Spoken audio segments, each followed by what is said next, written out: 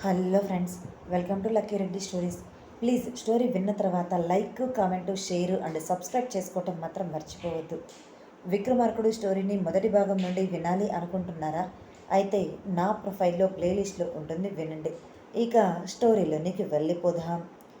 Okay sir, కానీ ఆ విక్రమార్కకి మాత్రం మీరు దూరంగా ఉండండి సార్, అప్పుడే మీరు హ్యాపీగా ఉండగలరు అని చెప్పి హిరణ్య గురించే తలుచుకుని బాధపడుతూ కౌటిల్య క్యాబిన్ నుంచి బయటకు వెళ్ళిపోయింది సిరి.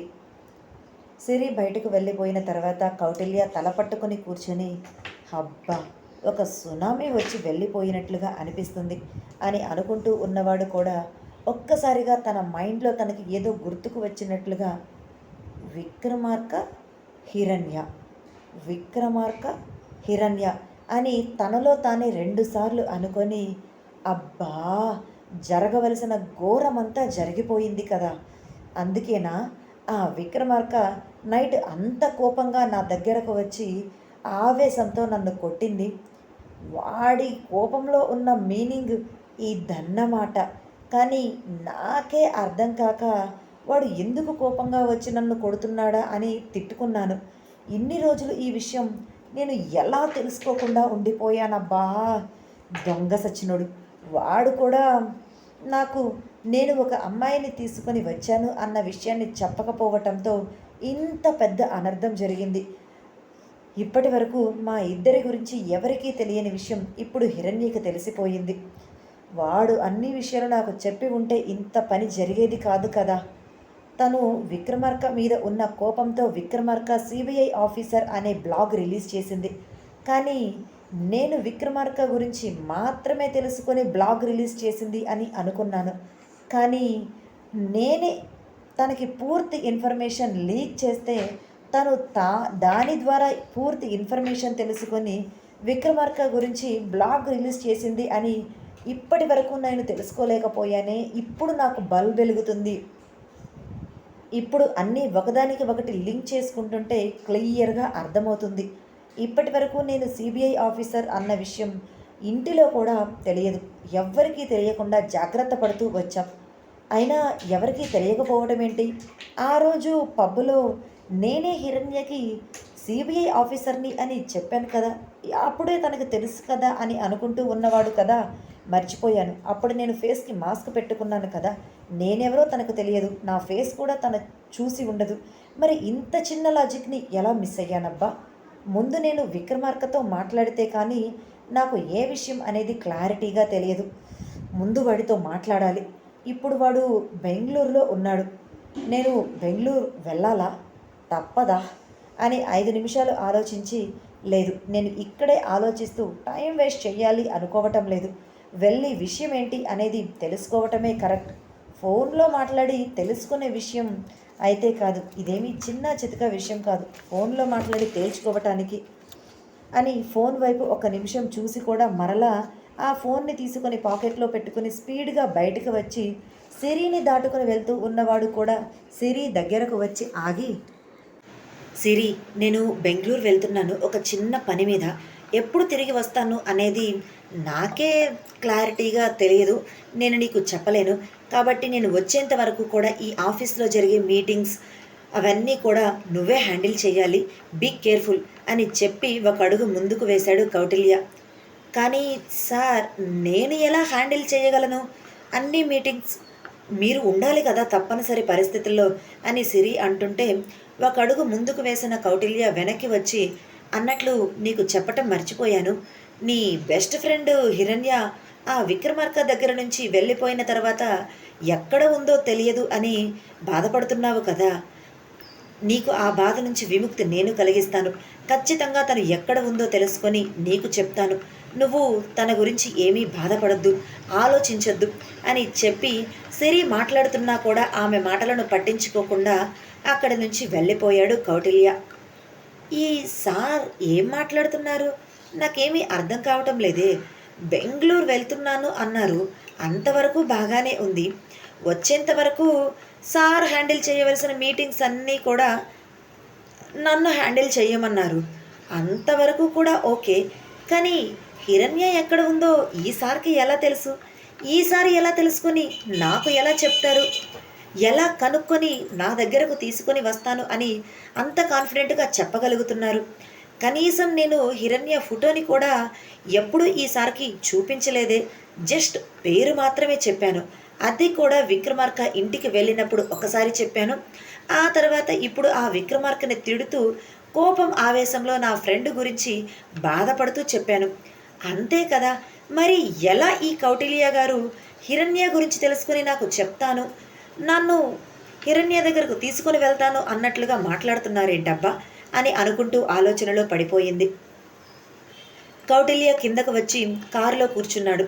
ఇప్పుడు నేను కారులో బెంగళూరు వెళ్ళాలి అంటే టైం పడుతుంది, కానీ అంత టైం కూడా నేను వేస్ట్ చేయాలి అనుకోవటం లేదు అని అనుకుని వెంటనే కారులో ఎయిర్పోర్ట్కి బయలుదేరి అక్కడ ఫ్లైట్ అవైలబుల్గా ఉండటంతో టికెట్ తీసుకొని వెంటనే ఫ్లైట్ ఎక్కేశాడు. అలా 2 గంటల తర్వాత కౌటిల్య బెంగళూరులో దిగి మరో 30 నిమిషాలు జర్నీ చేసిన తర్వాత విక్రమార్క ఆఫీస్ ముందు తను నిల్చున్నాడు. ఫస్ట్ టైం నేను బెంగళూరులో ఉన్న వీడి కంపెనీ ఆఫీస్కి వస్తున్నాను. ఇద్దరం పర్సనల్గా కలుసుకుంటాం, కానీ ఇలా వీడి కంపెనీకి నేనెప్పుడు రాలేదు. రావలసిన సిచ్యువేషన్ కూడా రాలేదు. వీడికి ఏదైనా అవసరం ఉంటే ఖచ్చితంగా నా మీద కోపం ఉన్నట్లుగా ఏదో ఒక వంక పెట్టుకొని మరీ నా దగ్గరకు వస్తాడు. అది ఆఫీస్ ఇల్లు ఏమీ చూసుకోడు. ఫస్ట్ టైం నేనే వీడి ఆఫీస్కి వస్తున్నాను. నాకు వీడితో పని ఉంటే నా ఇంటికి రమ్మని పిలుస్తాను, వచ్చేవాడు. కానీ వీడి దగ్గరకు నేను పరిగెత్తుకుంటూ రావటం ఇదే ఫస్ట్ టైం. అలా పరిగెత్తే విధంగా ఈ విక్రమార్క చేస్తున్నాడు అని అనుకుంటూ ఆఫీస్ లోపలికి వెళ్ళి డైరెక్ట్గా విక్రమార్క క్యాబిన్ దగ్గరకు వచ్చాడు. అక్కడ ఎవరిని కూడా ఎటువంటి ఇన్ఫర్మేషన్ అడగలేదు. ఎందుకంటే విక్రమార్క గురించి తనకు బాగా తెలుసు. అతని క్యాబిన్ ఎక్కడ ఉందో కూడా కౌటిల్యకు బాగా తెలుసు. విక్రమార్క క్యాబిన్ ఎక్కడ ఉందో కూడా కౌటిల్యకి బాగా తెలుసు. అందుకే ఎవరిని ఎటువంటి ఇన్ఫర్మేషన్ అడగకుండానే విక్రమార్క క్యాబిన్ దగ్గరకు వెళ్ళాడు. విక్రమార్క క్యాబిన్ బయటే ఉన్న చారి కౌటిల్య రావటం చూసి, ఇప్పుడు ఈయన ఇక్కడికి వస్తున్నారేంటి, ఏ పని మీద వస్తున్నారబ్బా, వీళ్ళిద్దరి మధ్య మళ్ళీ ఏం జరుగుతుంది అని అనుకుంటూనే కౌటిల్యకి ఎదురు వెళ్ళి, ఏంటి సార్ ఇలా వస్తున్నారు, మా సార్తో మీకు ఏదైనా పని పడిందా అని వినయంగా అడిగాడు చారి. ఏం చారి, నేను ఇలా వస్తే మీ కంపెనీ షేర్స్ ఏమన్నా పడిపోతాయి అని భయపడుతున్నావా ఏంటి, ఎందుకు వస్తున్నారు అన్నట్లు అడుగుతున్నావు. అయినా మీ సార్తో ఇప్పుడు నాకు అర్జెంట్ వర్క్ ఉందిలే, ఖాళీగా ఉన్నాడా లేదంటే బిజీగా ఏదైనా వర్క్లో ఉన్నాడా అని అడిగాడు కౌటిల్య. అది సార్ విక్రమార్క గారు అని చారి నోరు తెరిచేలోపే, బిజీగా ఉన్నా నేను మాత్రం నా పని పూర్తి చేసుకొని వెళ్ళాల్సిందేలే, బిజీగా ఉన్నా ఖాళీగా ఉన్నా నాతో టైం స్పెండ్ చేయాల్సిందేలే అని చెప్పి చారి మాటలని పట్టించుకోకుండా విక్రమార్క క్యాబిన్ లోపలికి వెళ్ళి డోర్ క్లోజ్ చేసేశాడు కౌటిల్య. ఫోన్లో మీటింగ్ గురించి మాట్లాడుతూ ఉన్న విక్రమార్క తన క్యాబిన్ డోర్ ఓపెన్ చేసుకుని ఎవరో వస్తున్నారు అని తల తిప్పి చూశాడు. కానీ అక్కడ కౌటిల్య ఉండటం చూసి, ఓకే మీకు నేను తర్వాత కాల్ చేస్తాను అని ఫోన్ కట్ చేసి కళ్ళు చిన్నవి చేసే కౌటిల్య వైపు చూస్తూనే తన చైర్లో వచ్చి కూర్చొని, ఏంట్రా దారి తప్పి ఇలా వచ్చావు, నీ కంపెనీకి దారి ఇది కాదేమో, పొర్రపాటున ఇటొచ్చావా అని వెటకారంగా అడిగాడు విక్రమార్క. నీ అబ్బా, నీ పాటికి నువ్వు చేయాల్సింది అంతా పెంట పెంట చేసేసి వెళ్ళిపోతూ ఉన్నావు.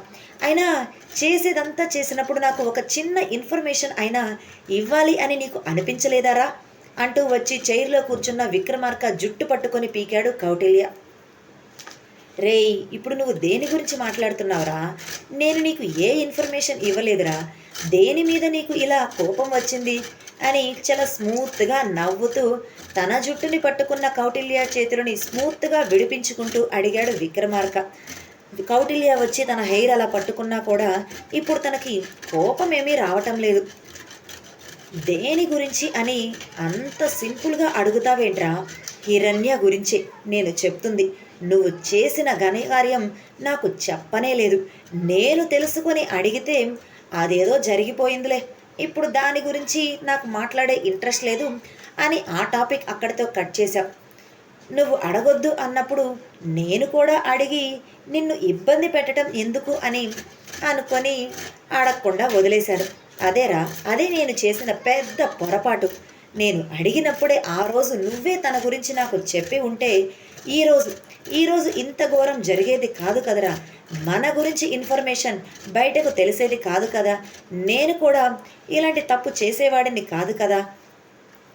తప్పంతా నువ్వు చేసి, చెయ్యాల్సిన పెంట పనంతా నువ్వు చేసి నైట్ నా మీదకు వచ్చి పడ్డావు కదరా. పిచ్చి కుక్కలా కొట్టినట్లు నన్ను కొడతావా? చెయ్యవలసిన ఎదవ పనులన్నీ చేసేసి నేను నా పాటికి నా ప్రేమను సక్సెస్ చేసుకోవాలి అనుకుంటే అది కాస్త రివర్స్ అయ్యింది. అది అంతా కూడా నీ వల్లే కదరా, నీ వల్లే కదా జరిగింది ఇదంతా అంటూ విక్రమార్క చెంప మీద ఒక్కటి పీకాడు.